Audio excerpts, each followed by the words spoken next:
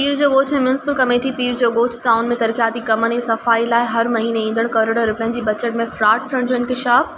शहर अंदर तरक़ियाती कम सफ़ाई सुथराई जो नालो निशान नाहे। सफ़ाई जूं गाड़ियूं, ट्रैक्टर, ट्रालियूं, फायर ब्रिगेड, लोडर, रिक्शा समेत ॿियूं गाड़ियूं ख़राब हुजण बावजूद तेल जी मद में कूड़ा बिल ठाहिण जो इंकशाफ। ॿिए तरफ़ म्यूनसिपल जे नंढनि मुलाज़िमनि पारां गुज़िरियल 3 ॾींहं खां ईद जा कपिड़ा न मिलण ख़िलाफ़ एडमिनिस्ट्रेटर, CMO, फोकल पर्सन ख़िलाफ़ म्यूनसिपल ऑफिस में दाहों।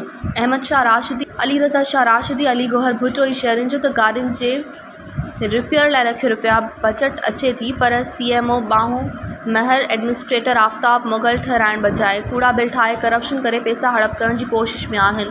हुननि वधीक चयो त एडमिनिस्ट्रेटर ऐं सियासी हाउस वारा मिली भगत करे शहर खे नज़रअंदाज़ करे पैसा हड़प करण जी कोशिश में रुधल आहिनि।